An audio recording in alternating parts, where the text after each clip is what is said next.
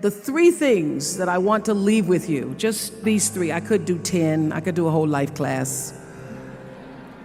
But just these three things will carry you if you let them.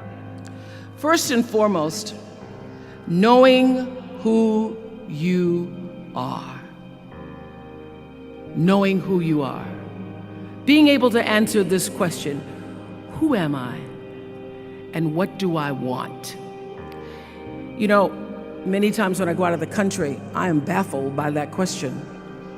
To explain what is your occupation, I've stood there for 10 minutes. Well, am I a talk show host? Well, I'm more than a talk show host. Am I a businesswoman? I'm a businesswoman. I'm more than a businesswoman. Am I an entrepreneur? I'm more than an entrepreneur. So I just leave it blank or self-employed. So I'm not asking for the roles that you play as daughters. I'm not asking that question. What are the roles that you play as a daughter, as a friend, as a sister? You're going to be a lawyer, you're going to teach, you're going to be a pharmacist. I'm asking the bigger question of who am I? Who am I really? My answer is I am God's child. I am that which is born of all that is.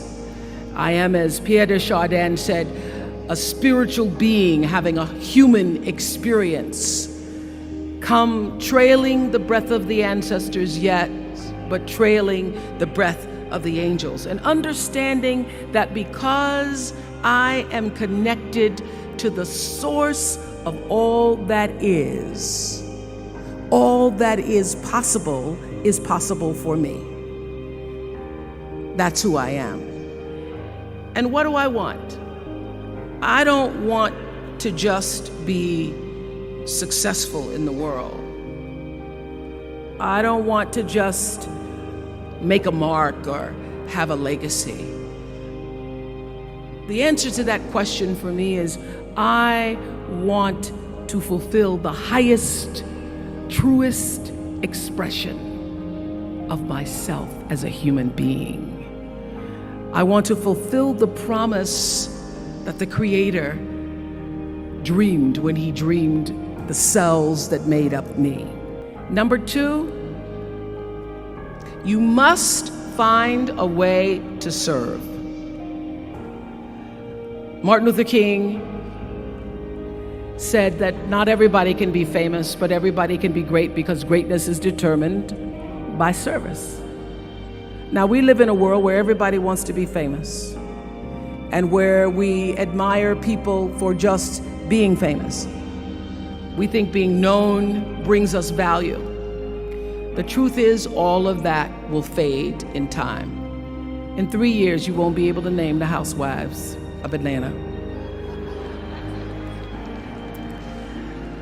The real truth is that service and significance, service and the significance that you bring to your service is that which is lasting. So to be able to, whatever your occupation or job or talent or gift is, our honorees today getting doctorate degrees, to apparently opposite fields, HIV and AIDS and the spoken word. But what they have in common is service, using the spoken word in service to community and the world, using your knowledge and information about HIV and AIDS and medicine in service to the world. And if you look at all the most successful people in the world, whether they know it or not, they have that paradigm of service. Everybody's talking about Mark Zuckerberg and IPO. Service. Jay-Z rapping. Service. Through the word, to people, through song. For many years, I was really just happy to be on TV, and people would stop and say, "Oh, you on TV?" "Yeah, I'm on TV. I like being on TV. It's a nice job." And it was about the time that I received my honorary doctorate from Spelman around 1993. So I don't know if that had something to do with it. I thought of myself as Dr. Winfrey. that I went back and I took a long look at what it was I was doing on TV and made a decision that I was no longer going to just be on TV, but I was going to use TV as a platform, as a force for good, and not be used by TV. And I will tell you,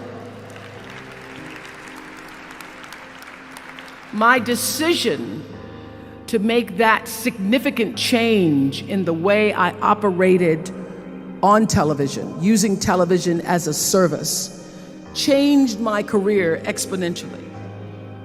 Service through medicine, service through art, using whatever it is you produce, your product, as a way of giving back to the world. When you shift the paradigm of whatever it is you choose to do to service, and you bring significance to that, success will, I promise you, follow you. Service and significance equals success. Number 3, it's so simple, but so hard to do. Always do the right thing. Always.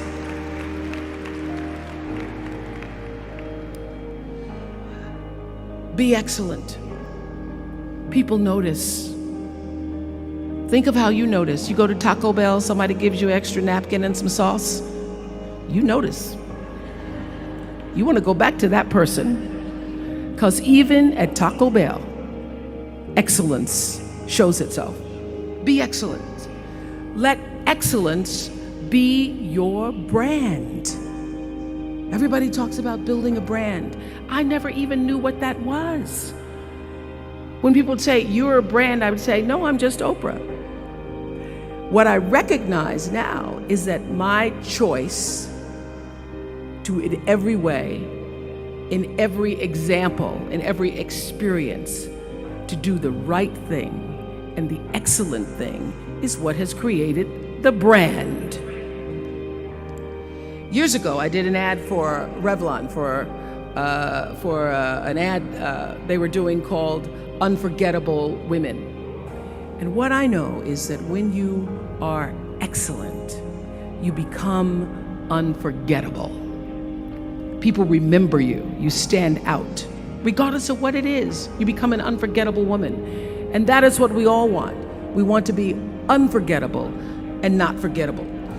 So doing the right thing, even when nobody knows you're doing the right thing, will always bring the right thing to you. I promise you that. Why? Because the third law of motion is always at work. For every action, there's an equal and opposite reaction. That is so true in all of our lives. That's what Newton said. Celia in The Color Purple said it. Everything you even try to do to me, already done to you. So you don't have to worry about revenge or getting back at somebody, making sure they pay. You just have to do the right thing, and the right thing will follow you even when people don't support it. People don't always like you, and they're not always happy for you.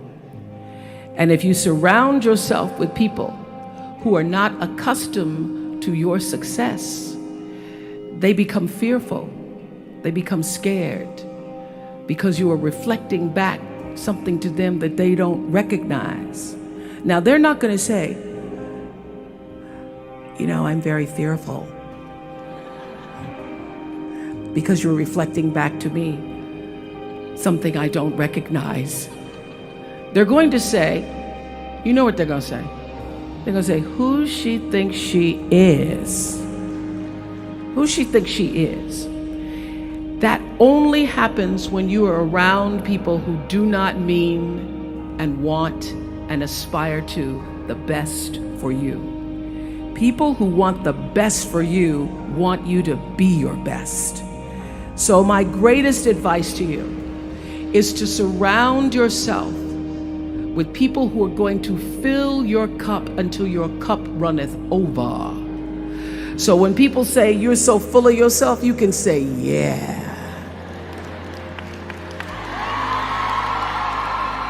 Yes, I'm full.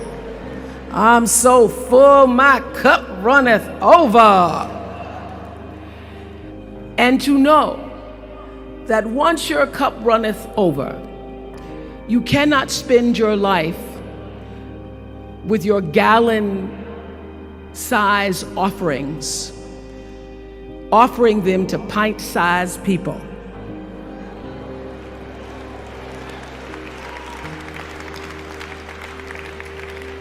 You have got to surround yourself with gallon-sized people who can hang in the same company with you, so that you're not offering your gallons to those little pints out there who can't hold it anyway. Choice to Change the World. I love that song. I love hearing you all sing that song. And what I know for sure is that the biggest choices begin and end with you, your internal big questions. Who do I want to be in the world? My relationship to source energy, to all that is God. I'm not talking about what you believe in God. I'm talking about your experience of that which is all life, which is divine and universal. I'm talking about the big deal. Being connected and aligned with that. When you are tuned in and charged into that, whenever you feel empty, you go inside yourself and you connect to the source, and you know that all things are possible. To know that, and to choose to do the right thing in service and significance, I promise you, you will create a vessel of service for yourself first, because you have to honor yourself first. You have to give to yourself first, otherwise you have nothing to give away. You will create a vessel for yourself, for your family, your community, and the world. And those three things will not only lead you to a blessed life. I stand as a witness. My life is so blessed, I can't even take it in sometimes.